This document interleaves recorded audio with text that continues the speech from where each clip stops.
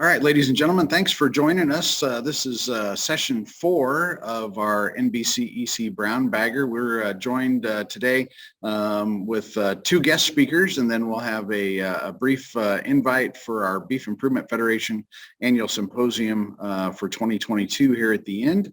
Our 2 speakers in today's session under a session title of The Future of Selection for Improved Sustainability are Dr. John Crowley. He's a consultant with Abacus, and we'll do a full introduction of John in just a minute.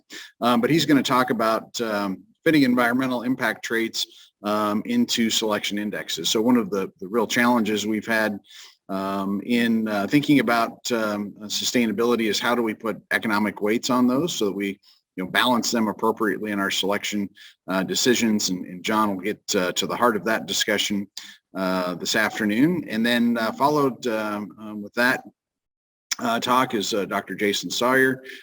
He's a professor at the King Ranch Institute for Ranch Management and has been doing a lot of work and modeling around the idea of climate neutral beef. And so where do we go and kind of how do we get there is the approach that Dr. Sawyer is going to take. And again, really thinking about how do we put cow-calf production into perspective against a variety of sustainability goals and objectives. So we're pleased again to have both of you with us. Thanks for your thoughtfulness. I've had the benefit of a few minutes to look through your slides over the last couple of days, and really excited about the content you bring to our discussion. I think both of you, this is the first. Well, I think we've had John on a number of years ago, but Jason's a new face for our group, and certainly appreciate both of you putting some time and effort into this activity, and I think we'll provide some really good thoughtful or thought stimulation for our group. Get my slide to go here. This again is session 4 and the final session in this year's program. Again, we appreciate everybody joining us. My name is Bob Weber. I'm your host for today. The Brown Bagger is brought to you by our Beef Extension Group that works historically with the National Beef Cattle Evaluation Consortium. That includes myself, Dr. Matt Spangler at the University of Nebraska, and Dr. Dare Bullock at the University of Kentucky. Just a quick reminder, post this event, hopefully in the next week or so, we'll have all of the recordings from the 4 sessions for this year's Brown Bagger available on our NBC-EC website. So I encourage you to go there. The Brown Bagger is in the For Professionals tab, and there's an archive of the previous, I think, 17 or 18 years of content that we've put together available there. And also remind you that the 3rd edition of our Beef Sire Selection Manual is available for digital download. If you'd like paper copies of that, get in touch with Matt, Dare, or I, and we can get some of those in your hands. So with that, we'll start a quick introduction here for our first speaker, Dr. John Crowley. John's a consultant with AbacusBio. John's AbacusBio is an ag science company headquartered in New Zealand. Until recently, John was based in Edinburgh, Scotland office, but has recently moved back to Alberta, where he spent a number of years working in the beef industry after he completed his doctoral studies. John's originally from Ireland, and you'll get a bit of the Irish accent as we come through, but John's, I think maybe I first met you in Ireland at maybe an ICAR meeting a number of years ago, but John grew up on a mixed dairy and beef operation and received his PhD in animal breeding and genetics in 2010 from University College Dublin and Chagas. Did I get that pronounced right? Yep. Excellent, because it's not spelled like that at all. So. Right. But after working with the Irish Cattle Breeding Federation as a geneticist, he moved to Alberta in 2011 and worked 7 years at the University of Alberta, where he remains an adjunct professor. He worked with beef boosters there and the Canadian Beef Breeds Council. John joined AbacusBio in 2018, and his current work focus is on many aspects of genetic improvement, including the sustainability of food production and the application and evaluation of emerging technology. So he's got a really exciting career with Abacus, and I know has been engaged in a number of selection index development projects, and really look forward to your comments today, John. Thanks, Bob. Thanks for the introduction and also for the invite today. and to the wider Brown Bagger team for putting this session together. Great to be on this side of the podium. I've followed the Brown Bagger for a good number of years. So today I was asked to have a look, as the theme of the whole Brown Bagger session, or series rather, is around the environmental sustainability of beef production. What I'm going to talk about today is how that feeds into a selection objective or a selection index. Talking about environmental impacts, that can go anywhere from water quality to natural diversity, but I'm going to focus on the greenhouse gas aspect of beef production today. Bob, I'll skip over the slides in the interest of time. Very quickly, Bob mentioned AbacusBio, research R&D company out of New Zealand, core capability in breeding genetics across animals and plants. You'll be able to get this content later on, so you can go to the website and look through the details of what we do. But so the broader task today, Bob approached me. I said, yeah, great topic. Be happy to get stuck into it. Looking at how we develop traits and explore traits and selection indexes for beef sustainability, and how we include sustainability in selection index efforts. So that's kind of what I'm going to be talking a bit about today. It's the state of the art is obviously developing in this. It's really been tackled in the last couple of years. So it's kind of going to be a think tank approach, definitely a high level approach. Papers have started getting put together well in 2017, 2018. So very, very evolving, looking at singular gases, going across multiple gases. So today I'll talk a bit about the opportunity that breeding genetics has in greenhouse gas mitigation, how we select for it, some bit of the approach, and how we extend it to the end user then as well. So when I mentioned, you can go back and look at these, but I just thought I'd pull out some very decent papers on a framework or methods and how you put stuff together for including greenhouse gas in selection. So paper by Peter Amer back in 2017, Steve Barwick more recently in 2019, and then Chaley Richardson in Australian Dairy quite earlier this year, or maybe the end of 2020. They're pretty good papers on how you put greenhouse gas weightings or greenhouse gas values and different traits inside in your index.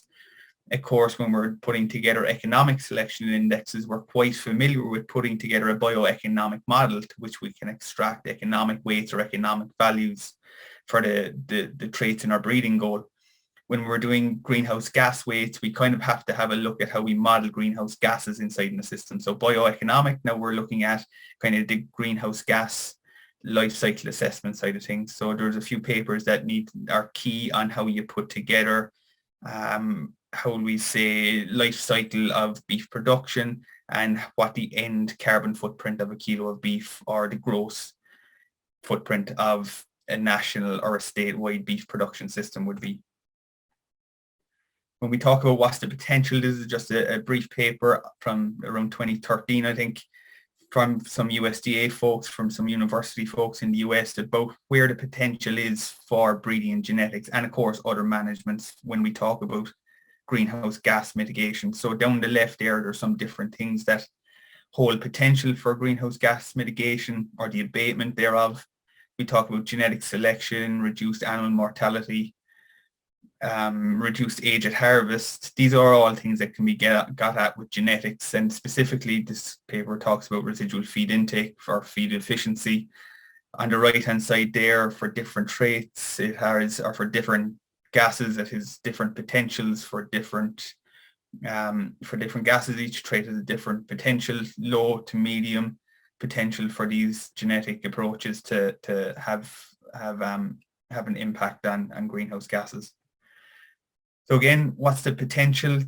That was a US paper. This is actually an Irish paper when we talk about the potential for abatement or mitigation coming from greenhouse gases. The way you read an abatement curve or a marginal abatement cost curve is on the y-axis you have the abatement cost or the mitigation cost of a certain measure. On the x-axis you have the magnitude of the potential for mitigation. So the first three bars there on the left, and again, I'm just showing this to highlight the potential for genetic improvement as a way to get at greenhouse gas mitigation or lower the greenhouse gas footprint of beef product. We've improved live weight gain there, the narrow sliver on the left, quite a narrow potential, but can deliver huge benefit. The reason it's a negative cost is actually it increases revenue. There's no real cost. So a lot of this comes from improving production efficiency. So really getting at your emissions intensity, i.e. lowering your greenhouse gas per kilo of product produced. So you gain this through improving efficiencies, which generates revenue at the same time as mitigates carbon. Next one would be looking at a beef genomics scheme, and then there's a big mitigation potential. This is in an Irish context for the dairy breeding index. Now, I'll go throughout this presentation, I'll kind of go across beef and dairy because at this early stage, it's good to learn lessons and pull examples from lots of different corners of the world and lots of different, well, I suppose, you know, when you're talking about, especially enteric methane, you're definitely talking about beef and dairy. So, you know, this is again to highlight that there is fairly decent potential when it comes to mitigating carbon through genetic improvement.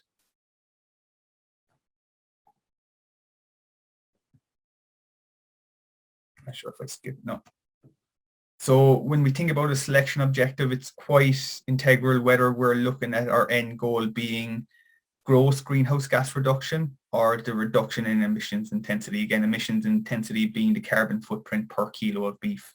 I think earlier on in this series, maybe Dr. Place said gross greenhouse gas reductions are the ones we'd focus on or the ones that we'd favor. But you can get a lot of this through chasing emissions intensity. You can reduce your gross footprint, but you kind of have to have a stable herd or a reducing herd. Really, if the herd, the national or the state herd starts to increase any bit, you need to have absolutely massive strides in emissions intensity to negate any increase in herd size. You can keep your herd the same, or you can reduce the herd if production stays the same and the herd is allowed to reduce in case there's no more demand for output. Then production efficiency would probably allow you to reduce cow numbers, which would give a massive benefit to your greenhouse gas footprint. You know, each of these has to be considered step by step. Looking at the demand for beef out there, I don't think that will be reducing the cow herd anytime soon. So production seems to be kind of creeping up a little bit. So really have to focus on the emissions intensity, or if it's gross, you need to start looking at your animal numbers.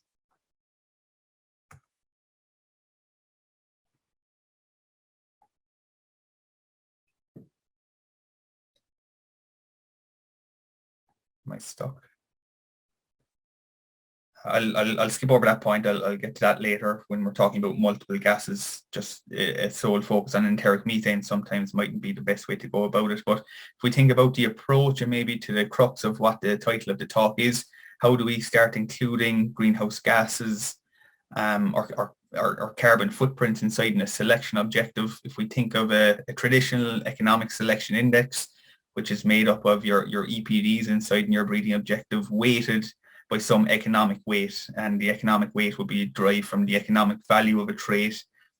The economic value being defined as if you change this trait by 1 unit, what are the sums of the revenues and costs associated with that 1 unit change, independent of other traits in the breeding objective. So you change one trait, what's the difference in profitability in the system? You can think of greenhouse gas weights or carbon coefficients in the exact same form, or a very similar form anyway. So think about a carbon weight as if you change that trait by 1 unit, what is the difference in the system greenhouse gas footprint? Does it increase or does it decrease? Are you saving carbon or are you actually increasing carbon? So, you know, your greenhouse gas coefficient or your greenhouse gas weight could be made up of, if you change a trait 1 unit, what is the increase or decrease in greenhouse gas associated with that 1 unit change? If we just step out that example a little bit, we'll just think about enteric methane as the gas, and we'll just take 3 example traits: feed intake, cow live weight, and calving interval, or days to calving, your number of days between successive calvings. If you're looking for an economic value of feed intake, yes, you can get that. You know the value of feed intake, or you know the value of residual feed intake. If we think about the greenhouse gas value of feed intake, if you increase feed intake, you're going to increase your enteric methane emissions. You know, in the IPCC have good guidelines on what the emission coefficients are for a kilo of dry matter intake. Now, it depends on the source of that dry matter, whether it's concentrate or a mixed ration, or whether it's grazed grass. They all have different emissions. But if you're going to increase your dry matter intake, you're going to increase your emissions. So that 0.58 there would be an example of an emission coefficient for a kilo of feed intake. Similarly, now all these blocks have a few more complicated calculations inside them, but you can get the fair picture. If you think about live weight, you increase cow live weight, you're going to increase maintenance required, which comes along with it an increase in dry matter intake, which again, using the approach from the step above, will also increase emissions and possibly emissions intensity, but definitely gross emissions. Really, when you're thinking about, and this is a slide with exempling out enteric methane, that's solely driven or mainly driven by your dry matter intake, how much energy is needed to maintain and grow. And then calving interval, this is kind of alluding to a previous, I alluded to quickly in the last slide before I skipped on maybe a little too quickly. Sometimes focusing on one gas by itself can lead to some unintended weights or relative emphasis on a trait. So if you look at calving interval, you actually get less calves per day. Did I move on, or is somebody telling me to hurry up? Maybe I'm being told to hurry up. Calving interval increases or reduces the number of calves on the ground, which actually reduces the amount of feed required. So it reduces emissions. That's not technically the case when you look at emissions intensity. And also it's not the case when you look at carbon as a gas, because even though there's less feed required in the system, there's actually an increase in the carbon footprint. Yeah, Bob is telling me I'm okay. There's actually an increase in the feed requirement of a higher quality feed while that animal is maintained for while that cow is maintained for a longer calving interval. So actually the carbon cost on her feed is higher, even though the methane cost on the system level is a little lower. So it's kind of important sometimes to look at the multiple gases in the same instance.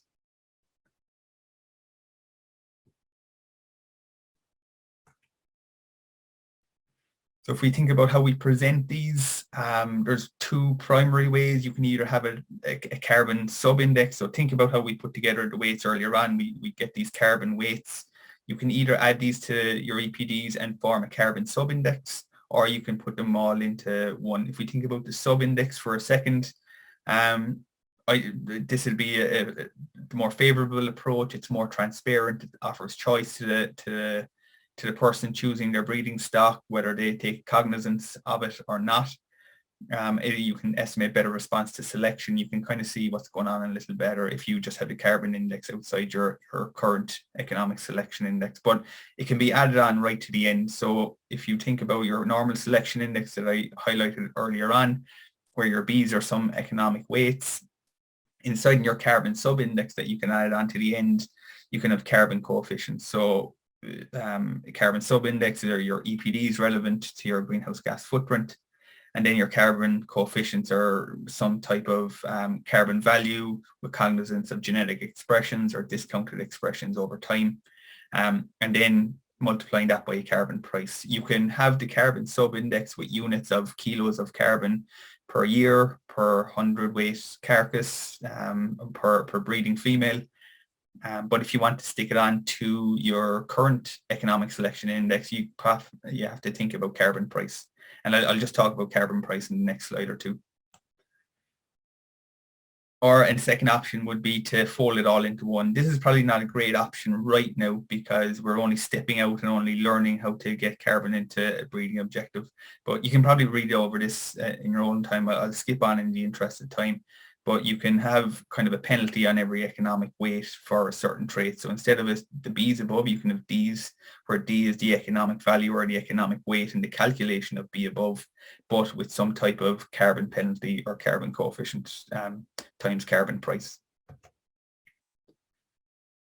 I think I'll skip over this as well. This is a table from Quinton et al. 2018.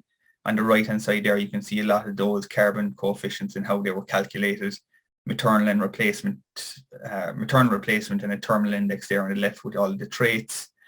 You can see what their gross emission coefficients are and their emissions intensity. Now that's for an Irish beef system. That paper was done on an Irish system. Tackling carbon price, debate is always open on this. Currently, a lot of the modelling will be using a negative cost. So a carbon would be a cost to a system of $50 to $80 a tonne. This is estimated to increase. You would think that, or it's been shown that the mitigation of a kilo of carbon to the agricultural industry is relatively cheap when you compare it to other industries. So if it takes, say for example, if it takes $80, $100 to mitigate some carbon or kilo carbon in agriculture, it might be taking other industries 5 times that. So if that other industry can buy carbon credits off ag, you might be able to turn that cost into a revenue trait, but that's definitely down the line, and a carbon trading platform has to be created and working efficiently for that to happen. And I think also it might have been Dr. Place earlier on said that you need to be careful if you are trading carbon credits, you need to be careful not to give away all the carbon you've mitigated, and then from a national or a state accounting point of view, you will see that ag will have done nothing at all. I'll talk about it here, actually, as we're talking about carbon price. I may have another point on it earlier on. If we think about carbon at $80 a tonne, and currently when we're putting together carbon sub-indexes or an economic index plus a carbon sub-index and how that correlates to the current index, when you're thinking about a carbon price of about $80, $50, $80 per tonne, you're getting correlations between the new and the old economic index of about 0.95, 0.97, so very similar.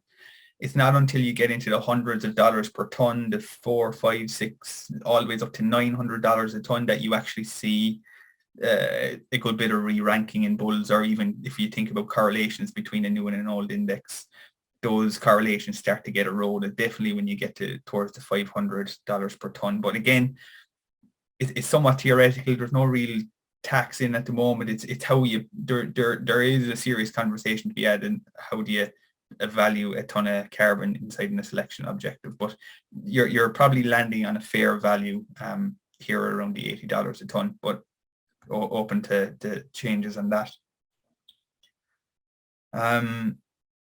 I kind of talked, I'll keep skipping over this in the interest of time. Maybe I went through these and realized, even though I have the right amount of slides, there's a fair amount of content in them all. It's quite interesting to look at multiple gases over and above enteric methane. Enteric methane inside in a beef system, I've seen everywhere for it making up 50 to 60%, all the way up to 70, 75%. So if you're down around the 55%, you know, there's a good chunk of greenhouse gases there still to be considered in the form of dung, so methane from dung and slurry, nitrous oxide and CO2 coming from, you know, your feed production.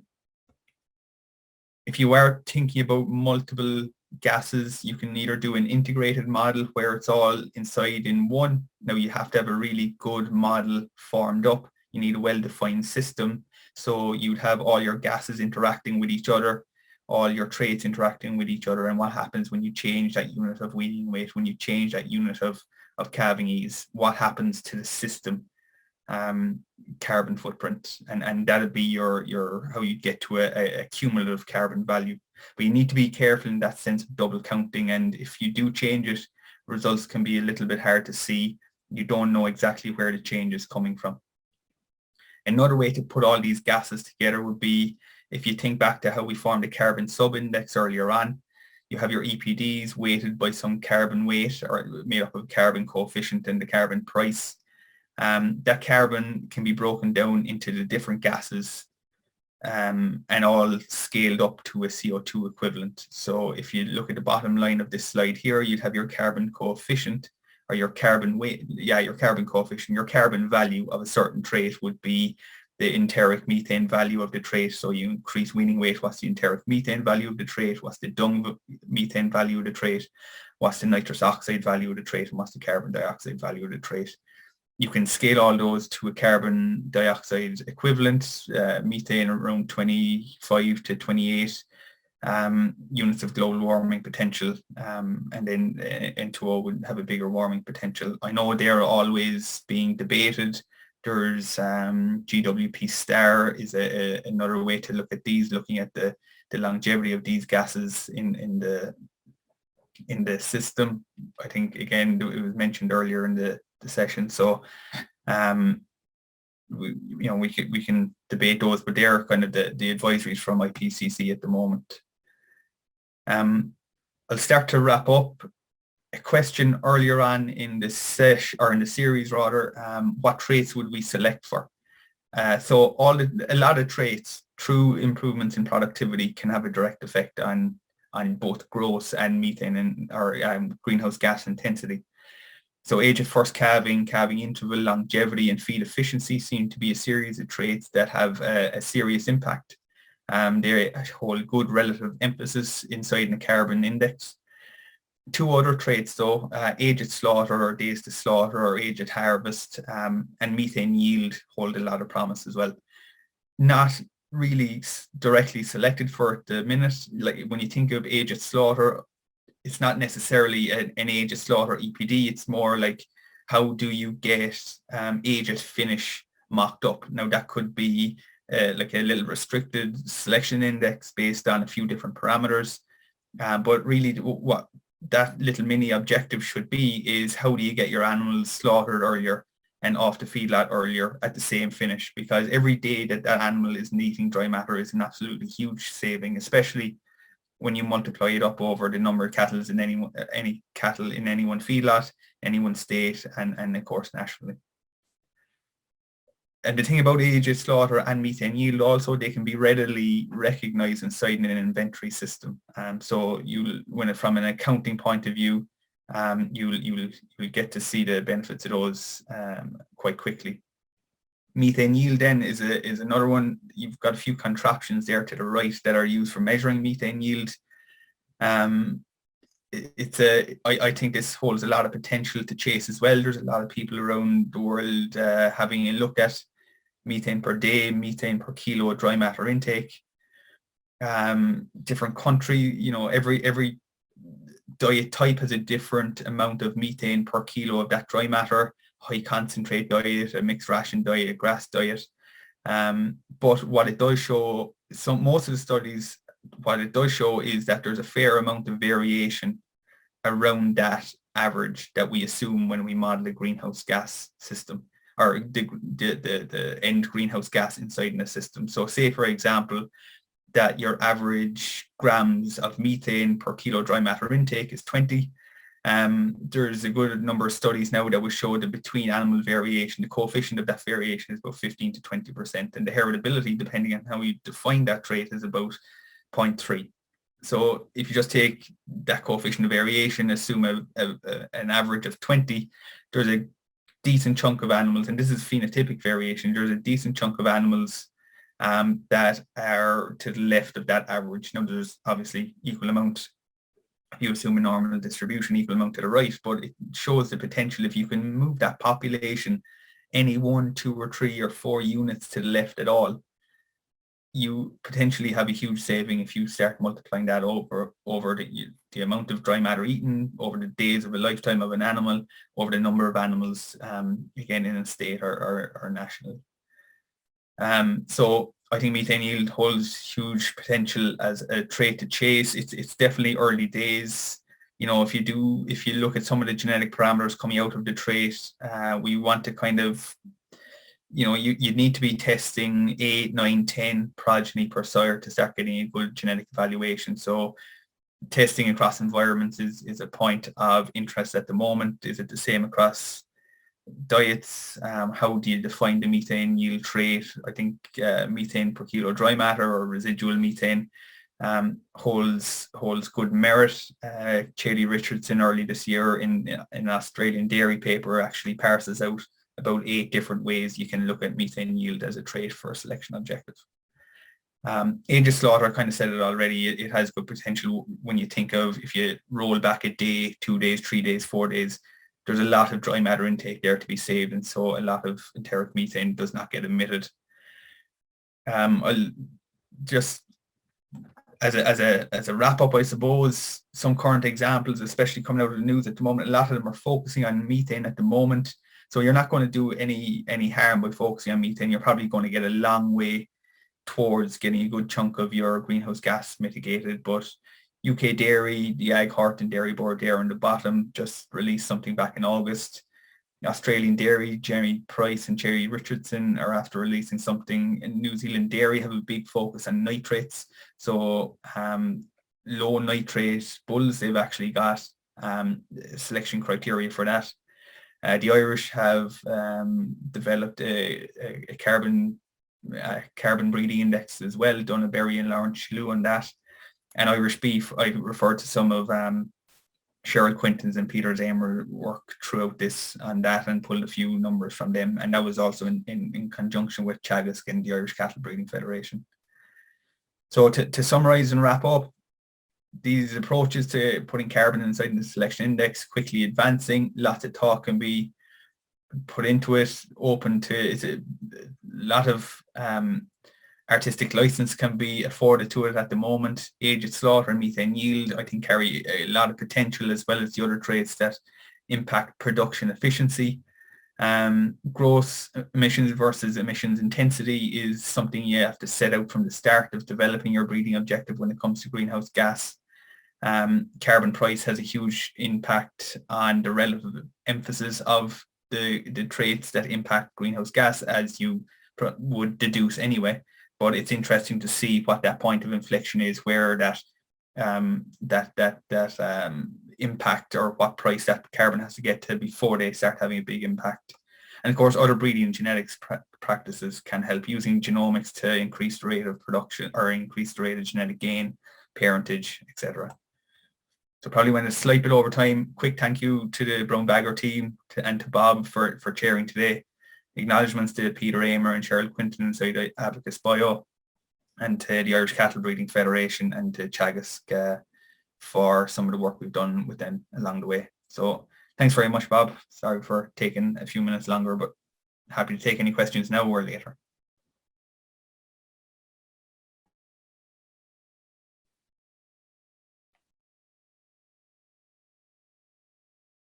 Great, thanks, John, and no worries. We got started late, so you're about right on time. So you used the appropriate amount of time. Appreciate that.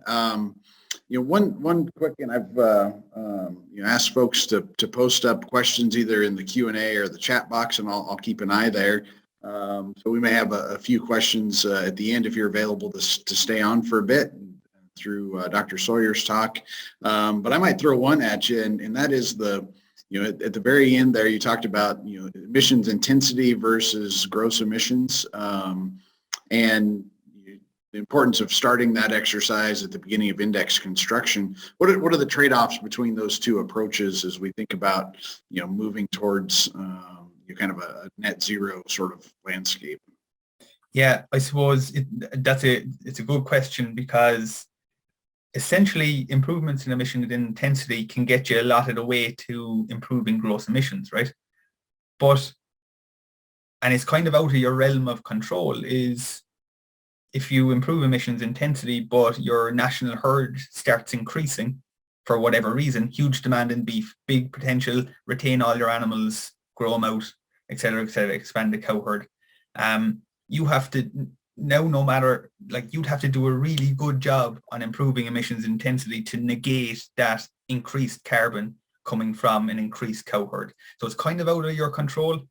So that's why emissions intensity is a good place to start. But you need to be careful when you are modeling the mitigation potential of emissions intensity.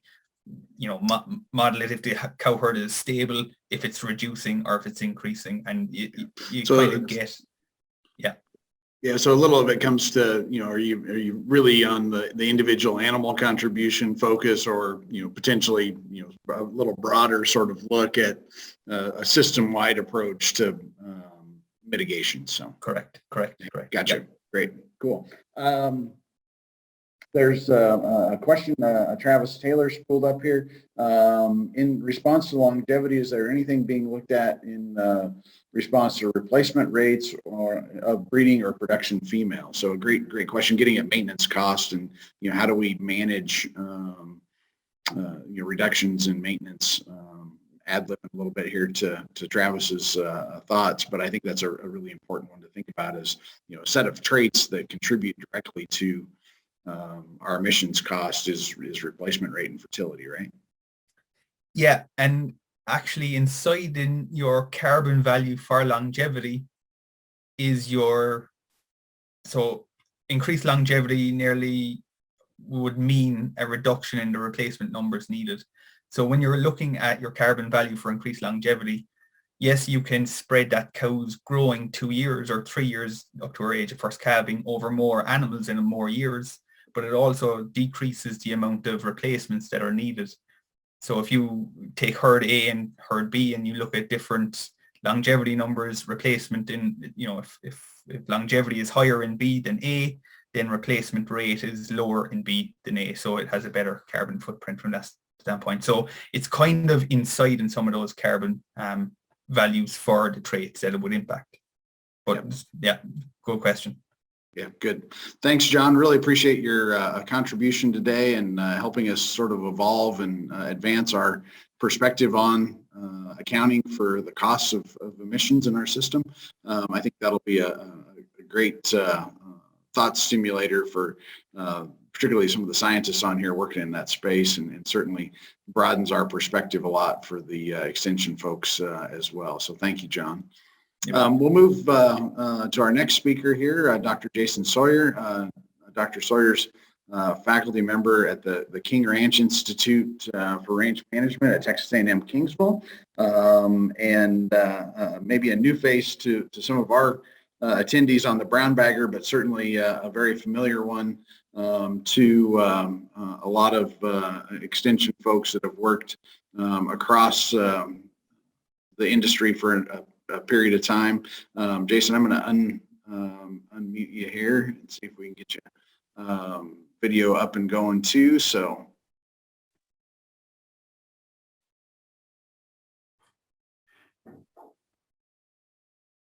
There we go. Yep, I can see you and I can hear you. That's awesome. So get this minimized here so I'm not in your way. Real quick introduction on Dr. Sawyer. He was raised in and around Central Texas, and his family's got roots in family operations still in McCulloch County. He received his bachelor's degree in rangeland ecology and range management from Texas A&M in 1995, and then a master's in ruminant nutrition and PhD in range nutrition and beef cattle management at New Mexico State. And so I think a background that very much speaks to beef sustainability in arid environments, and he worked at the Clayton Livestock Research Center in New Mexico for a period of time where he held a joint appointment in research and extension as a beef cattle extension specialist. He joined the faculty at Texas A&M in 2003 in a teaching and research role in beef cattle production, focused on beef cattle nutrition and stocker cattle production. In 2008, he took on the role of superintendent of the Mcgregor Research Center, which, for those of you not familiar with the AgriLife system, Mcgregor is one of the really, I think, keystone research centers in the Texas A&M system. There, Jason oversaw an integrated crop and livestock operation that runs about 1,200 beef cows, a stocker and grow yard, and a finishing enterprise. So a pretty extensive research and extension system there to work from. Jason joined the team at the King Ranch Institute for Ranch Management in January in 2020. He also serves as scientist in residence with the East Foundation and is based, right, Jason, at that facility. He works to expand opportunities for the Institute to create innovative solutions for ranch management. His primary interests are the development of strategies to enhance the sustainability of beef production systems and the development of valid indicators for sustainable production. And that's kind of an area where we've asked him to speak today as he addresses climate neutral beef. Where do we go from here? Jason's an extremely well published and recognized scientist in the beef cattle community. and we're really delighted, Jason, that you've taken the time to share some thoughts with us and kind of be the capstone speaker here for our sustainability series in the brown bagger. So, Jason, I'll be quiet and get out of your way, and really welcome again to the platform. And look forward to your comments. All right. Well, thanks, Bob, and thanks to the team for inviting me to join y'all. It's a real privilege for me, for a lowly nutritionist, to be able to speak to this esteemed body. So I do appreciate the invitation. And I'm not famous for being on time giving talks, and so I'm going to do my best. That means we're going to go through some of these relatively quickly. But certainly if I gloss over something important, ask me questions and hold me accountable to that. Great. Jason, our group's used to going over time just a little bit, so use what you need, and apologies we got started a little late, so I don't want to cut you short because you've got some really good content. I am going to mute my video and audio, but forge ahead, man. Appreciate it. Yes, sir. Yes, sir. So as we think about this notion of climate neutral beef and kind of where do we go from here, I thought it'd be useful for us to start off just really trying to kind of think about where we are. It's hard to know where you're going if you're not sure where you're starting from. And so I'm going to take just a few moments here to really kind of create some context about where we are. Certainly, I don't think this is news to anybody that the expressed concern with regard to climate is related to warming, and that concern then is related to increases in atmospheric greenhouse gases. Dr. Crowley sure did a nice job of capturing some of these ideas in his talk. And I just want to kind of make sure that we're all on the same page. The general dogma here is that when the sources of greenhouse gases are greater than their sinks, that results in atmospheric accumulation, and that accumulation then translates to warming. If we kind of put this in the context, I know this graphic's a little hard to read, but the big takeaway here is that when we think about carbon, and so this is actually the carbon atom, right? Not CO2, not methane, but all of those carbonaceous gases. We think about how the carbon cycle functions. Currently, sources of carbon emissions are estimated about 219 gigaton per year.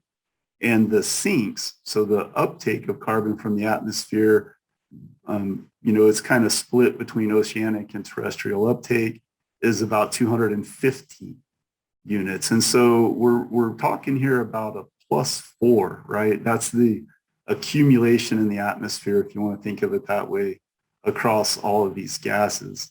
And the reason I like to put this graphic up is to think about the size of that delta, right, relative to the total.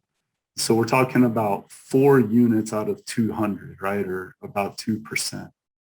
And so that's actually a pretty small response surface when we think about the magnitude of the global carbon cycle. A little more context as we kind of start talking about multi-gas scenarios that Dr. Crowley mentioned. Thinking about, CO2 versus methane versus nitrous oxide. And then, I've kind of clustered a whole series of other gases there into the halocarbon category. And the reason I think this is an important little table is just to spend a moment with is that typically when we see things reported in the media related to greenhouse gas accumulation, they're reported in the molar proportion in the atmosphere, or the parts per million, or in the cases of methane and nitrous oxide, the parts per billion. So on this table, I've got everything kind of scaled in parts per million by volume, that first column. And if you'll notice that methane is 1.86. If you see this reported in a popular press or other format, that number will be 1,800 because they're going to report it in parts per billion.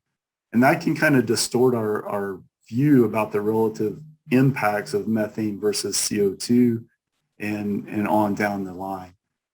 So if we think about relative abundance on a mass basis, because emissions are usually characterized on a mass basis, not a molar basis. So when we make that translation to current atmospheric content, You can see that methane, carbon dioxide exists in the atmosphere by mass at about 600 times the amount of methane. Methane is often espoused to have a greater warming potential than carbon dioxide. And we'll talk a little bit more about that in a moment. But the magnitude, by mass difference, right, kind of gives us a way to scale what the importance is with regard to total atmospheric transaction. And so if we think a little bit more about this idea of potency, and this is why, the focus on methane emissions, particularly from ruminants, is so great, is because of this relative effect. And so carbon dioxide, because it does dominate by mass, is used as sort of the reference. So the way that these potencies are estimated is to compare a pulse dose of a certain gas, and that's a fixed magnitude. So in other words, what's the result of emitting 1 ton of a comparable gas to the emissions of 1 ton of CO2. Now, if you think about that just a moment, let's say that I have a bank account, and in my bank account, I have $1. And in your bank account, you have $600. And each of us adds $1 to our bank account. Well, for me, that's 100% increase. And for you, it's, less than a 1% increase, right? And so this is the way that these comparisons are done among gases to create reference or conversion factors. But it creates some distortion because of the relative difference in magnitude of the pre-existing amount of the gas in the atmosphere. So this GWP 100 metric is the one that's most commonly used. And depending on which year's data you look at, the conversion factor, and Dr. Crowley did mention this, is somewhere methane will have a forcing potential over 100 years, somewhere between 28 and 35 times that of carbon dioxide. It's important, though, to remember that energy, so this is what GWP 100 measures as radiative forcing, or the delta in energy in the atmosphere, is not equivalent to temperature. And that's what I've got plotted on this graph, where I took, as we increase the concentration of atmospheric methane, the blue line represents the change in forcing resulting from that change in concentration, and the orange line represents the change in temperature that we might associate with that. And you can see that they do not follow the same path. It's not a linear relationship. And so GWP star has been proposed as a metric that is a better association between methane and warming rather than radiative forcing solely. And it's based on the change in methane emissions over time rather than the absolute amount of emissions. And so this graph is from a paper, one of the papers that kind of established GWP star. And the main takeaway here is that the light blue line represents the relationship of GWP 100 emissions, and the black kind of heavy dashed line represents actual temperature, predicted temperature change. And you can see that the blue line deviates quite substantially from that black dashed line. So GWP 100 is not necessarily a good indicator of warming. So if I kind of try to bring this back into the context of U.S. beef, and I'm going to be pretty U.S. centric here, we tend to work with the emissions profiles of the U.S. industry. If I look here, the gray line is the emissions of methane estimated from U.S. beef production from 1865 to present. And this emissions profile is using a methodology, it's a modified tier 1 methodology. And so that means it's going to track animal inventory almost exactly. And so that gray line, you can see, we see a pretty big escalation in gross methane emissions up until the peak in U.S. animal inventory, and then a gradual decline as we kind of reach more stable population present. The red line above it represents what the atmospheric change resulting from that emissions profile looks like. You can see it's pretty flat. And so despite this apparent large spike in emissions over that World War II to the mid-1970s, the resulting increase in atmospheric concentration from that would be somewhere around 8 to 10 part per billion. And so that's, again, just kind of illustrating that gross emissions might not be a great indicator of the atmospheric transaction because of the unique properties of methane and its very short atmospheric lifetime relative to other gases. So here, this is again kind of where are we with regard to greenhouse gas emissions. And what I've plotted here, the line up above that kind of hovers between, around 7,000, that's 7,000 gigaton. And that would be the total US greenhouse, 7,000 megatons, so 7 gigatons. And that's kind of based on US EPA's inventory estimates, the total US greenhouse gas emissions. Then down there at the bottom, I've got the US beef cattle greenhouse gas emissions plotted in the red as either the mass of emissions or the blue as those emissions scaled to a carbon dioxide equivalent based on AR4. That's how EPA scales it. And you can again see the relative magnitude or lack of magnitude of contribution to the total US emissions profile. So where are we today? This is just US beef, and the gray line represents annual methane emissions by mass. You can see they're relatively low on this graphic at least. I mean, again, when you take really large numbers and put them on a really, really large scale, they can look small. The light blue line here is the non-methane emissions expressed in CO2 equivalents for the beef production life cycle. And so you can see here that those sort of non-methane emissions, and most of those come from upstream or input-based emissions burdens, outweigh to a large degree the direct methane emissions until, of course, we convert those to a GWP 100 equivalency. And now you can see the gray line, which is methane expressed on the GWP 100 basis, now exceeds the contribution of other sources. And if we combine the blue line and the gray line together, we get the red line. And this would be the total GWP 100 equivalent based emissions profile of US beef production over time. And so this is kind of where we are, right? This is where the status of the industry and the perspective on agricultural emissions or beef production emissions stands today. So the question is, towards climate neutrality, where do we go and can we actually get there? As Dr. Crowley pointed out, and this is just to remind us, of where we think we are. And I wanted to translate this to the GWP star metric. So I'm going to toggle back and forth here for a moment. We think here's where we are. Remember, the red line is emissions expressed using GWP 100. The gray line is methane emissions expressed in the same equivalencies. And then if we instead use GWP star, then now the gray line is methane translated to GWP star, and the green line represents total US beef emissions on a warming equivalent basis.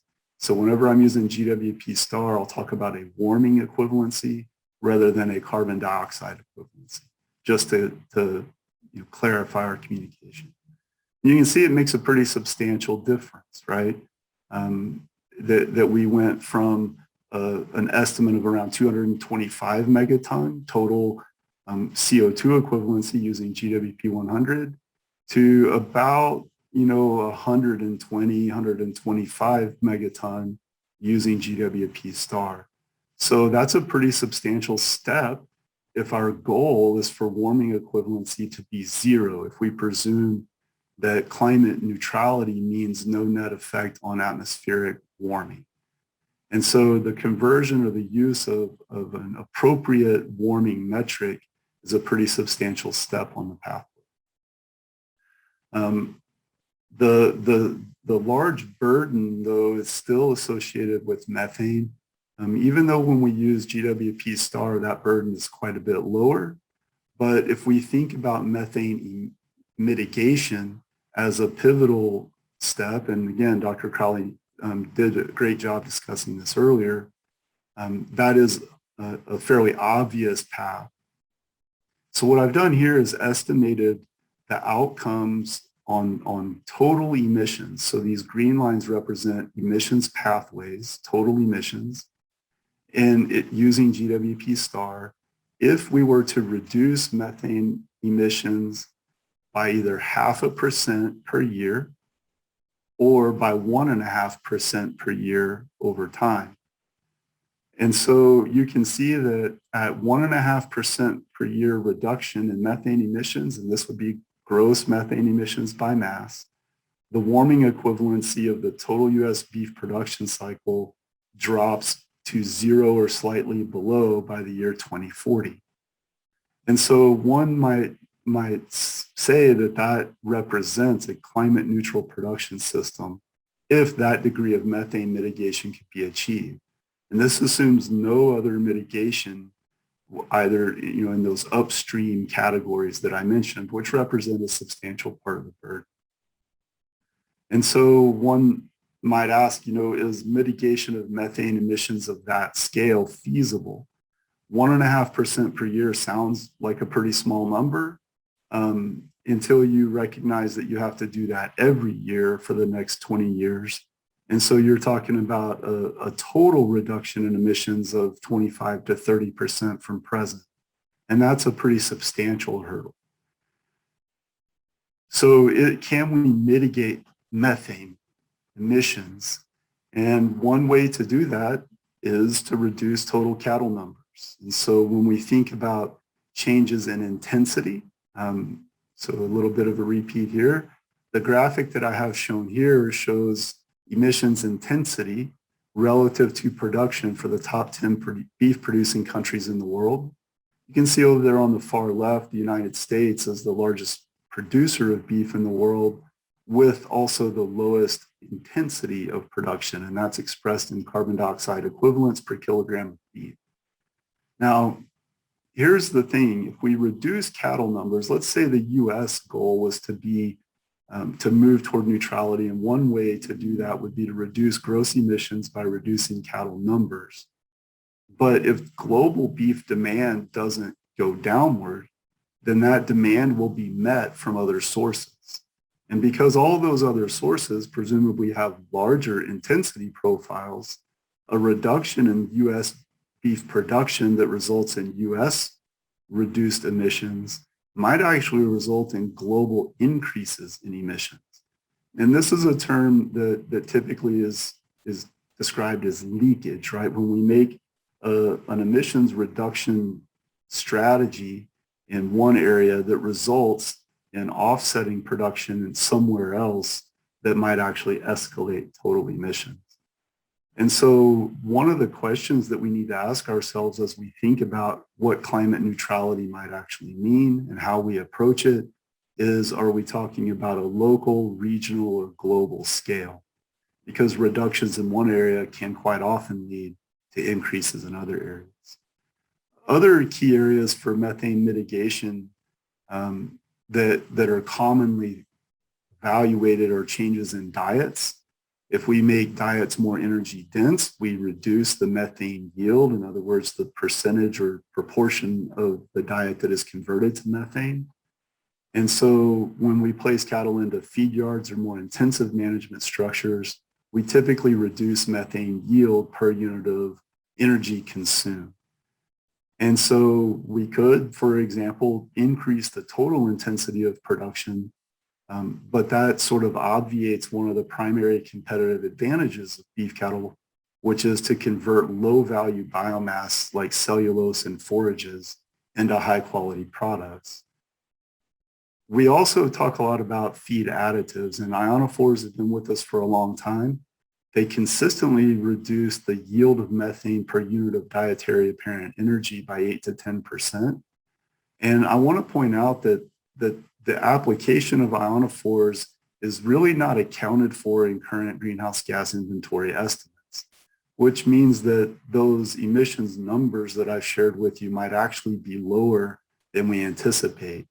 In other words, we might already be, say, 0.5% lower on a yearly basis than what we suppose. So that's something to kind of keep in mind.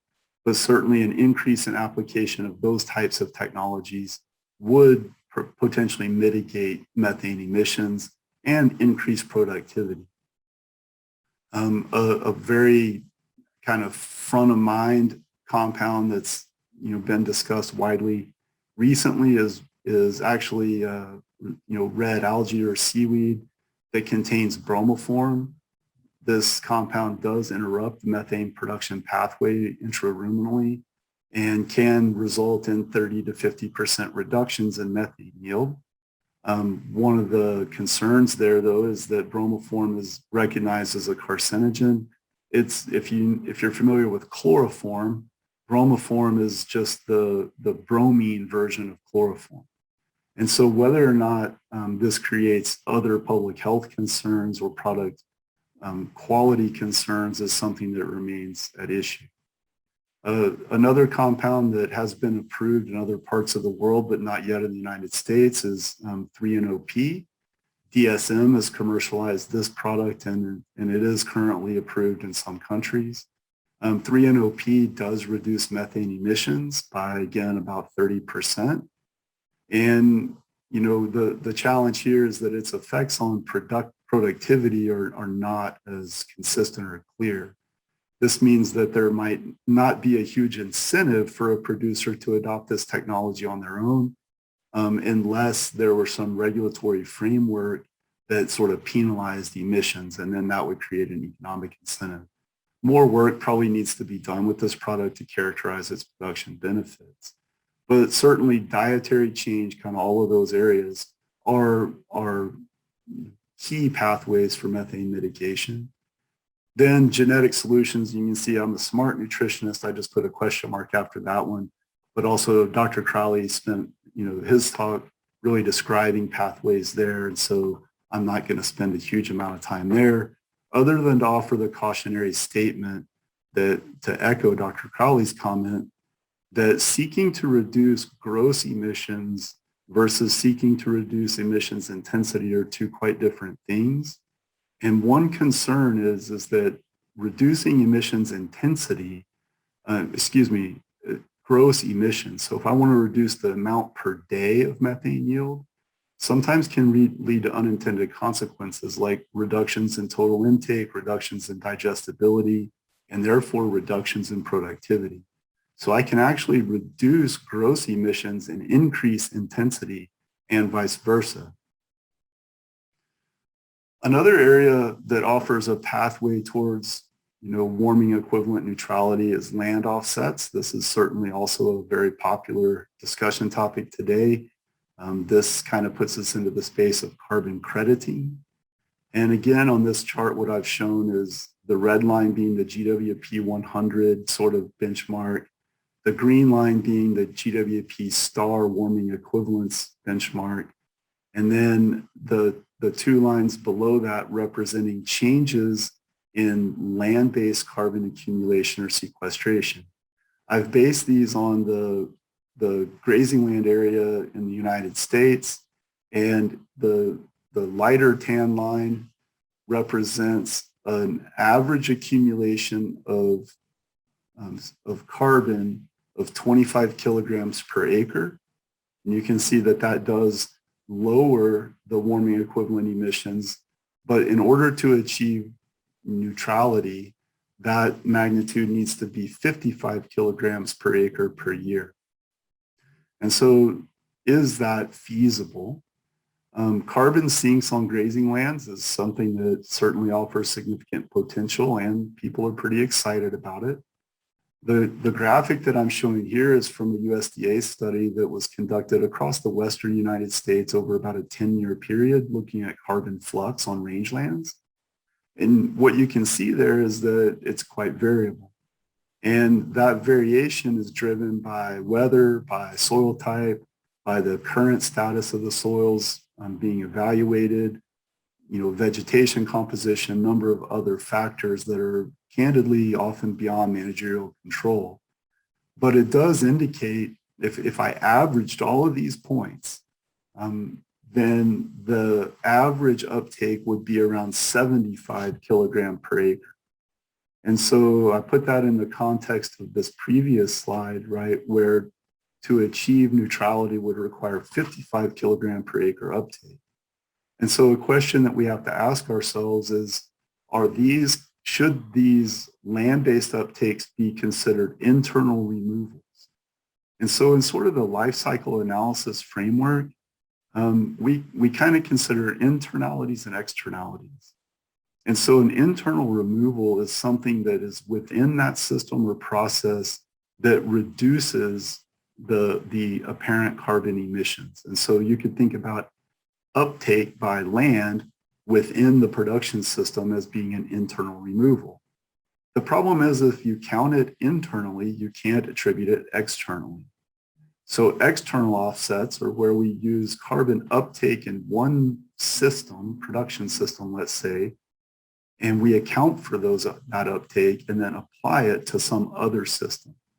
And so this is really the carbon crediting scheme, if you will, where say a large emitter, a power plant, for example, might look to a landowner or somebody else who has carbon uptake and pay them for the transfer of that credit. Regardless, what I've shown in this graphic is the tan line where we applied 75 kilograms of uptake per acre and treated that as an internal offset to the beef production system. And you can see that if we applied that, it would give the appearance that U.S. beef production has actually been climate neutral since, the late 1980s. Now, should we claim that? Well, the problem is, do we know what we don't know? Can we measure these types of changes at scale? Do we have the historical data to kind of verify or validate the decadal sort of carbon storage number? And probably we don't. As a manager, can I manage the rate or amount of uptake? And here I don't mean of carbon, I mean really of technology. So can I change something about soil carbon sequestration through managerial action?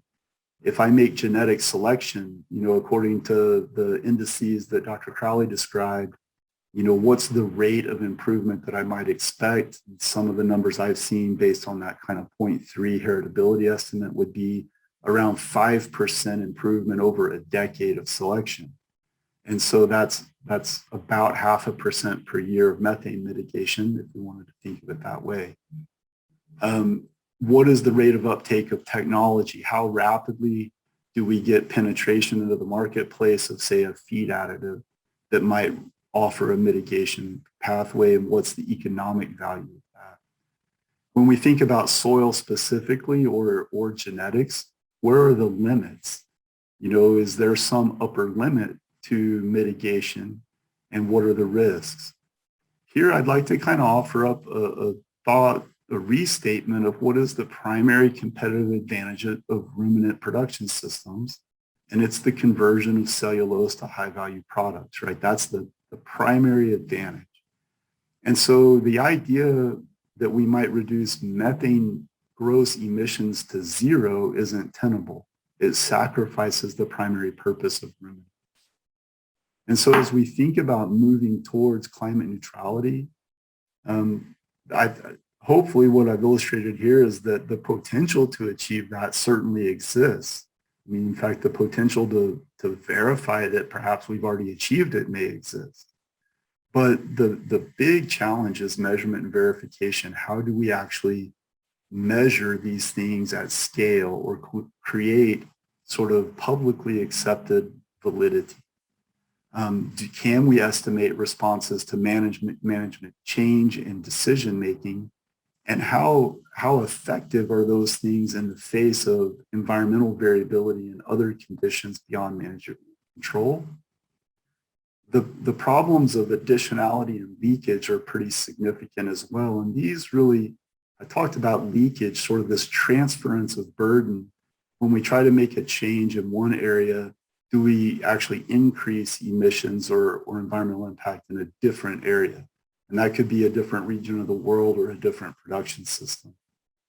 Additionality I didn't really address, but this is a Kyoto Protocol issue and has to do with how do we achieve net reductions in total greenhouse gas accumulation rather than just exchanging one type for another. And how do all these things kind of roll up to risk exposure for operators? How do we account for them? And while we're doing these things, let's not lose, we think a lot about climate and greenhouse gases, but let's not lose the perspective of total ecosystem services. Overall, I think it's going to boil down to what partnerships can be struck, how much agreement can people achieve, and what value do any of these things bring at the operational level, at sort of the industry level, or at the societal level. And I think those are actually really difficult questions to answer, but areas that we need to spend some time thinking about. So with that, I think I actually stayed somewhat on time, Bob, which is unusual for me, but certainly appreciate the opportunity. Hope this created at least some context and a picture of what it might look like going forward, and be happy to take any questions or have some discussion about that. Great. Thanks, Jason. And yeah, great job getting through. I think, I've got a much clearer picture now in my head of, kind of where we're at in the balance between, sort of the gross tonnage emissions and the warming effect part. And that's one I think, many people probably like me struggle to get our head around.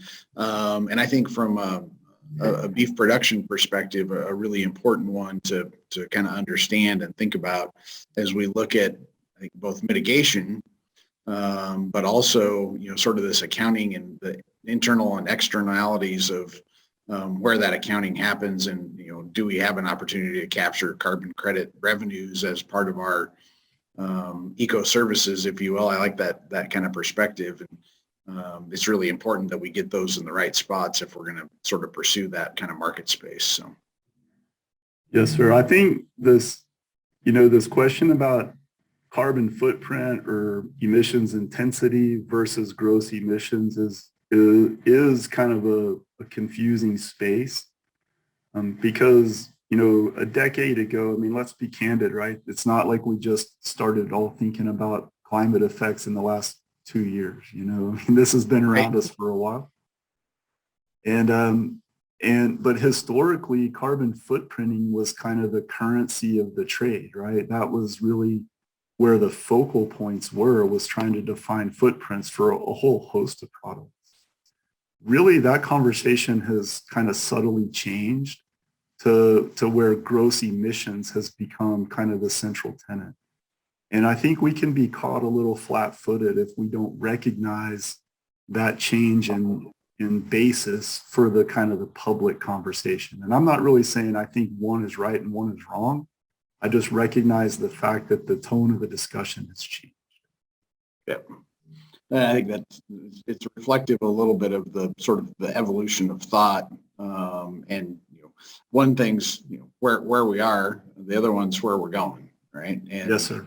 That evolution, yeah, I think this has been really helpful to me to get more forward thinking versus just getting head around footprint. So I'll open it up for questions. Hopefully we've got a few to post up. So if you've got a question for either Jason or John, we've got a few minutes to handle those. Post them either in the chat box or the Q&A, and I'll pass them along to the appropriate speaker. We'll keep an eye out here for a little bit, and it's not unusual sometimes for our group to be a little quiet. It's a lot to take in an hour, so. Well, I'll tell you what, Bob, if you'll humor me for just a second, let Sure. everybody gather their thoughts. I'm going to go backward a slide, or can you go backward Sure. about 2 slides to the last graph? That one. There you go. Yes, sir, because this notion of additionality is one that does come up a lot. And, we're spending a lot of time right now thinking about soil-based uptake and kind of carbon crediting as a land management practice or an opportunity. And so what I wanted to point out, like if I looked at this graph just as a conversation starter, everything kind of the area, underneath the black line, right, but above that emissions line, you can think of that as the creditable space, right? That's the additionality. And so, if we think about that, you can see that it depends quite a bit on where we count these removals, right? On how much additional credits might be generated versus if we just consider gross uptake. And so do we have to offset our own emissions before we can sell the excess? Or can we just sell what our land does kind of independently of what the production system does? And again, that's not a question I think I know the answer to, but I see this as a question of sort of pragmatic decision making going forward. Yeah. Well, and if you think about that, and when you first put up the slide, I didn't get that nuance, and I'm glad you went back to it, because the gap between the gray line and the black lines, the surplus sequestration we have available to potentially market, right? That's right. The credits we could sell into a market. If you look at those, do we sell those on a per acre basis, or do we come up with some estimate of our ranch we're able to sequester so many tons of carbon? How do we go about that, and what's the potential economic value of those credits if we go about? That's a great question. Certainly the way that marketplace is evolving today, I mean, it's a day by day evolution, but because of kind of the basis of those markets as they exist in the US, and Europe has a more regulated marketplace, and they've kind of set the tone. But the unit of trade there, like in other words, one carbon credit is presumed to be 1 metric ton of carbon. Okay. And so as we kind of think about that, translated into US tons, that would change sort of the pricing, but not the absolute method of accounting. And today, that's really where the tradable credit unit is on a mass basis. But now, to put that in land perspective, now we need a mass per area, right? Like as a manager, I need some way to understand what my potential mass accumulation is. And we're working on research projects right now, with the East Foundation and the Institute, to try to understand what the spatial variability in those measurements are and what it takes to actually measure a net change of 1 ton per acre, right? Yeah, and you got to demonstrate that you actually sequestered it, right? Right. So you have to measure it at the beginning and at the end, right? And look at the delta. And to measure that size of a change, it sounds like a lot, a ton is a lot of stuff in a way. But since a furrow slice of soil, like an acre of soil down to 1 foot, weighs about 2 million pounds or 1,000 tons. And so if we think about it like that, right, we're talking about 0.1% change, and our capacity to measure that at scale is actually pretty limited. Yeah. Good. We've got some questions, actually. Folks are being engaged here, and that's fantastic. The first one is from Warren Snelling. And Warren, great to see you the last couple of days here in Kansas City. Warren asks, how does grassland fire, controlled or wild, affect carbon sequestration? Well, again, another great question. And so I'm going to answer that in kind of 2 ways. The first is sort of what is the traditional accounting of biomass burning?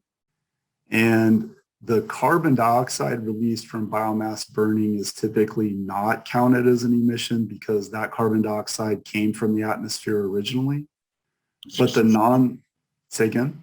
Yeah, it's just a turnover, right? That's the idea. However, there are other gases released during burning. So methane is an example. There's a small amount of methane released from biomass burning. And so those typically are counted. And so that's kind of how from the greenhouse gas inventory perspective, that affects it. from a more direct kind of management perspective, I'm going to interpret the question of like, if I use prescribed fire on my ranch, do I change my soil carbon status? Because soil carbon is really the sequestration piece, right? Above ground biomass isn't considered sequestration. And the answer is we don't really know. So again, we have a project that we initiated this year on a large ongoing prescribed fire project where we are measuring the acute effects, if you will, sort of pre and post burn at different burning intervals on soil carbon status. And our initial results would say we probably aren't having a tremendous effect on soil carbon by, say, the use of prescribed fire, but certainly the intensity of the fire and soil conditions and some other factors are going to influence that. Yeah, great question. Another one here in the chat, and we'll get to the Q&A ones here in just a second. Is there currently any way to try and compare the validity of cattle using low quality forages to make protein humans can utilize versus the decrease in methane by creating protein more quickly, but utilizing more energy dense feeds that we presumably have to grow? Yeah, so again, I'm going to try to kind of to answer this one in a relatively concise way. So as I understand the question, right, this idea of protein upcycling, which I kind of referenced a couple of times, you know, what is the primary competitive advantage of ruminant production systems? You know, we have done some work and published some things related to that. We talk about that as net protein contribution from ruminant systems. And if we look strictly at protein value, right, then the less energy dense diets generate the greatest upcycling. However, the trade-off there is they have the larger methane yield. And so in a way, the optimum solution, right, if I'm trying to solve for both efficiency of protein delivery, right, solve the human food need, as well as, you know, and balance that against greenhouse gas emissions, the optimal solution is a mixed solution. And ironically, you know, that's kind of what our more commercial production systems look like, right? Where we utilize those lower quality diets to sort of provide the maintenance support for the productive herd. And then we use more energy dense diets terminally, right, to really kind of lower that methane loss. I mean, that's not why we do it, but that's the effect, right? It's more energetically efficient.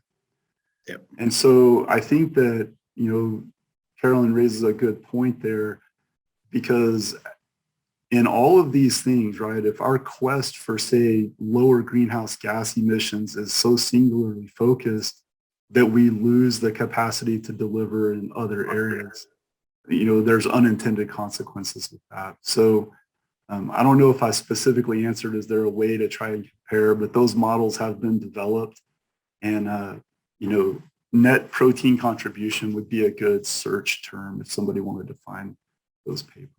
Yeah, I think a really insightful question, and one that, you know, I agree. We can't get so focused on emission reduction that we lose sight of, you know, sort of some competitive advantages of our production system. Right.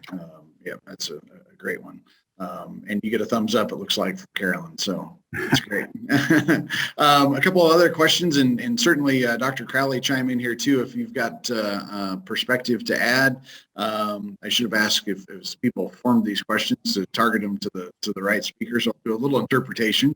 The next one from Francois is if grass is not absorbed by ruminants, it will also produce some methane as it decomposes. And what is that ratio, consumed or not consumed by ruminants? So yeah, the old take half, leave half leaves a potential methane contributor as we decay that plant material above ground. Sure. So I'm gonna. I mean, this is a really good question, and the graphic that I showed that was kind of the whole carbon cycle, the one that I'm sure couldn't read the numbers on because they're really small on my graph, kind of tells this story a little bit. So if in any forage that's not consumed by ruminants, will in fact, decompose over time, or at least some proportion of that. Most of that decomposition, though, will be as CO2. It'll oxidize. And it will only really produce methane in very specific conditions, in anaerobic conditions. And so if we think about semi-arid rangelands where I've spent most of my time, or in the southern plains, we don't really have perpetually wet, like muck type soils that they might have in other areas of the country. And so the methane yield from that biomass decomposition is really low. Obviously, that's different in a wetter environment. The CO2 release there, though, isn't counted as an emission for the same reason I talked about biomass burning earlier. It's part of the short-term carbon cycle, and it's not a net contributor. Methane does get counted even though it is from that same forage source. So when an animal converts it to methane, the methane does get counted as an emission. And this is an arguable point, right? Should it be, or is it also part of that short-term carbon cycle? But it really gets counted because of the radiative forcing effects of methane relative to CO2 that we discussed. And so the idea about how much methane is produced, when processed through a ruminant versus its decomposition, it's a higher magnitude for sure. And because the amount of methane produced from most sort of grass decomposition in the normal growing cycle is really, really low. Yeah. Yeah. I think about it as the anaerobic fermentation in the rumen is a driver of that methanogenesis versus, the aerobic decomposition piece, right? So it's. Yes, sir. Yeah, there has to be a hydrogen acceptor in that anaerobic system. And so as a result of that, methane is kind of the hydrogen sink a lot of times. And so it is kind of strictly anaerobic. I say that. It's pretty much anaerobic. Pretty much. How's that for quantitative? Nice hedge, nutritionist, right? There you go. Great. Well, we've probably expired our time, but I've got a couple of real quick slides to get through, John. I also appreciate very much your commentary on getting our head around how we include the economics in an architecture that we can sort of keep track of. And I really appreciated the sort of the tack-on part of the index, right? So we don't embed those carbon costs, if you will, directly in the economic weights that we would think about from a typical revenue cost balancing of those economic weights, that we kind of keep them out so we can see them. And I think that's a really useful construct, and appreciate that perspective a lot. I want to spend just a moment here as we wrap up on a couple of housekeeping things. One of those is an invitation to the 2020, 2022, I'm not going the right direction in time, the 2022 Beef Improvement Federation meeting in Las Cruces, New Mexico. So the New Mexico folks at New Mexico State University have been kind enough to offer to host us. The meeting will be, let me go back one here. Slide must have got an extra advance here. But the meeting is going to be June 1st through 4th, 2022 in Las Cruces. We'll have a range of producer tours. One of the ones that we've talked about as a pre-conference tour is getting to Santa Teresa, the major Mexico to U.S. cattle crossing and quarantine station, as well as getting to some of the cultural and environmental sites around southern New Mexico. There's a lot of history and culture in ranching and agriculture in that part of the world. And so we encourage you to join us June 1st through 4th, 2022. Watching the news and media, we'll have more information coming out about our plans for the 2022 meeting. Marcy Ward's been the chair of that committee, and so hats off to Marcy for her help. Last couple of housekeeping things. We'll send out a survey invite to get some feedback from you from this year's event. And certainly if you have ideas or topics that we might explore for next year's brown bagger. Share those with us. This series actually came out of a couple of suggestions from last year's meeting, and so we appreciate those inputs very, very much. We'll try in the next couple of weeks to get the recordings of these sessions posted up at our NBCEC website. So again, if you'll go to the professionals tab and find the brown bagger link there, you'll find those recordings. I'll email all the registered participants so you are aware when those are posted up and include those links. So again, thanks on behalf of Dr. Spangler and Bullock and I for joining this year's brown bagger. And again, thanks to all of our speakers that helped make it possible. We really appreciate your time and effort in sharing what we think is some good and useful information around genetics and certainly this evolving sustainability topic that we face here in the beef industry. So with that, we'll sign off. Again, thank you, and we look forward to seeing you all soon.